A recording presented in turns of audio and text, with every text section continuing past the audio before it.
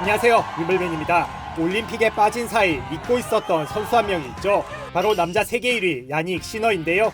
시너는 올림픽 개막을 불과 닷새 앞두고 편도선염으로 출전 포기를 선언했습니다. 이 탓에 좋지 않은 소리를 참 많이 들었습니다. 시너는 2020 도쿄올림픽도 선수로서 발전이 더 중요하다는 애매한 이유로 출전을 포기했었는데요. 올해 윈블던 8강 탈락 후 여자친구인 안나 칼린스카야와 짧은 휴가를 보냈는데 이후 부상으로 또다시 올림픽 출전을 포기하자 자국에서 비판이 나왔던 겁니다. 칼린스카야가 시너를 망치고 있다는 얘기부터 편도선염으로 올림픽을 포기하는 게 말이 되냐는 비난까지 쏟아졌는데요.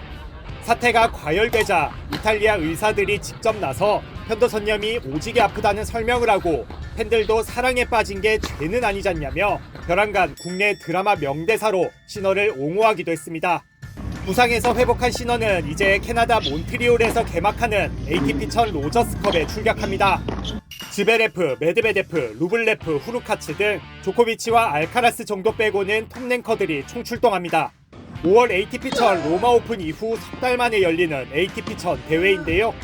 지난주 ATP 500 귀시 오픈에 이어 올림픽이 끝난 지 딱 하루 만에 US 오픈 시리즈가 본격 시작하는 겁니다. 이마저도 올림픽을 고려했다며 예년과 달리 화요일 개막, 다음 주 월요일 폐막하기로 했는데요.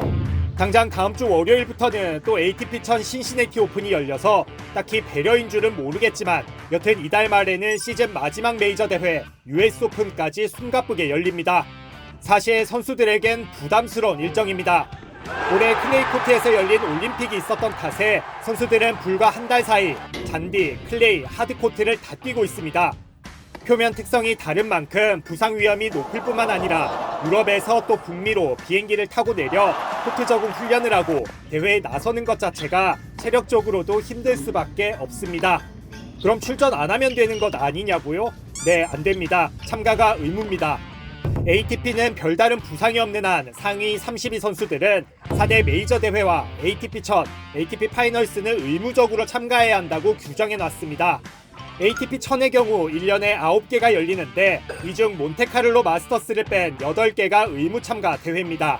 이유 없이 불참하면 거액의 벌금을 부과하고 그 경우가 잦으면 다른 대회에 출전해도 랭킹 포인트를 아예 주지 않는 벌칙까지 받게 됩니다.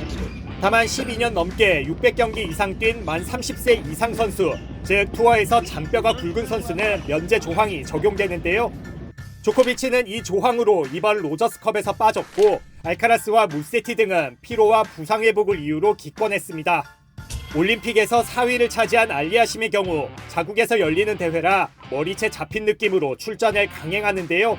가뜩이나 지난 몇 년간 일정을 놓고 선수들의 불만이 속출했는데 올해는 더합니다.